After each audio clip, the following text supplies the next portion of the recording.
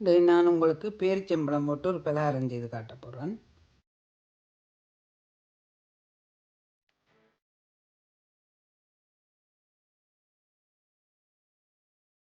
இதில் இதுக்கு தேவையான பொருட்கள் வச்சுருக்கேன். அதோட பக்கத்தில் அதன் அளவுகளும் எழுதி வச்சுருக்கேன் பாருங்கள்.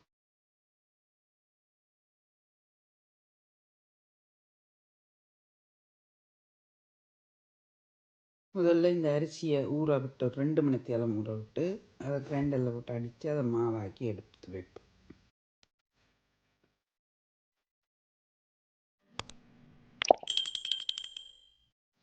எல்லாமா எல்லாம் எடுத்தாச்சு. நீ எப்படி செய்கிறேன்னு பார்க்க. முதல்ல இந்த கச்சானை வறுத்து கோதுமைக்கு எடுப்போம்.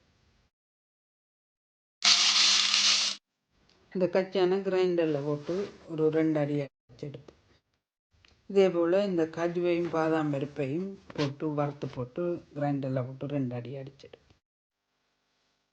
ஒரு கொஞ்சம் நெய் விட்டு முதல்ல ரவையை போட்டு சாதுவாக வறுத்தெடுக்கணும்.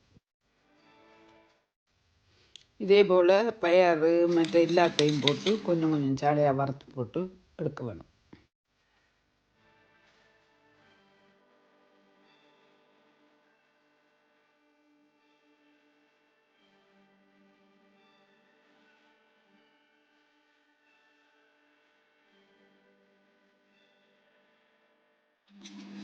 இப்போ எல்லாம் வறுத்து போட்டாச்சுது. இனி பேரிச்சம்பழத்தை வெட்டுவோம். இதோட வெட்டின பேரிச்சம்பழம் சீனி 2ஐயும் போட்டு நல்லா குழச்செடுக்க வேணும். விரும்பினா கொஞ்சம் ஏலக்காய் பவுடரும் போடலாம்.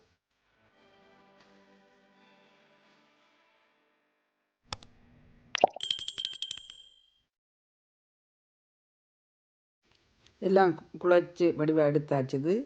இனி ஒரு சின்ன சின்ன உருண்டையாக உருட்டி எடுப்போம்.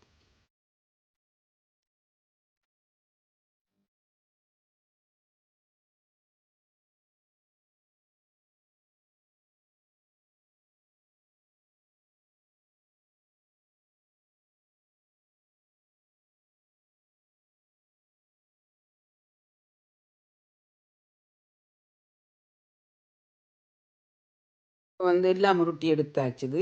இனி 2 மாவில் தோற்றி பொரிக்கிறேன்னு பார்ப்போம். இது இப்படியே வச்சு சாப்பிடலாம். இந்த அரிச்சு வச்ச அரிசி மாவுக்குள்ள ஒரு கொஞ்சம் உப்பும் போட்டுட்டு தண்ணி விட்டு ஒரு தோசைப்பதம் மாதிரி கரைச்சி எடுக்க வேணும். எல்லாம் ரெடி பண்ணியாச்சுது. இனி எப்படி பொரிச்சு எடுக்கிறேன்னு பார்ப்போம்.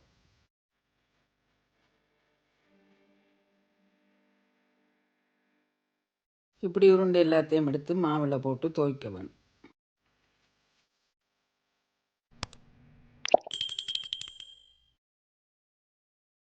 இது பொரிக்கிறதுக்கு கன நேரம் எடுக்காதுன்னா அந்த நாங்கள் துவைச்ச மா மட்டும்தான் பொரிக்க வேணும்.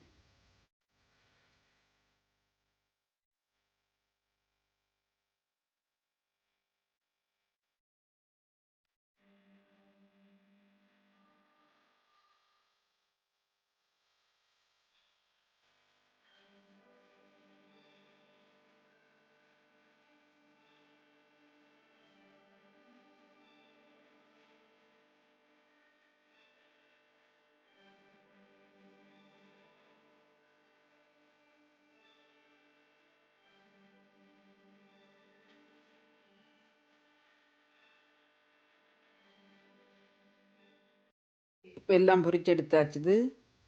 இப்படி நீங்களும் செய்து சாப்பிட்டு பாருங்க எப்படி இருக்குன்ட்டு.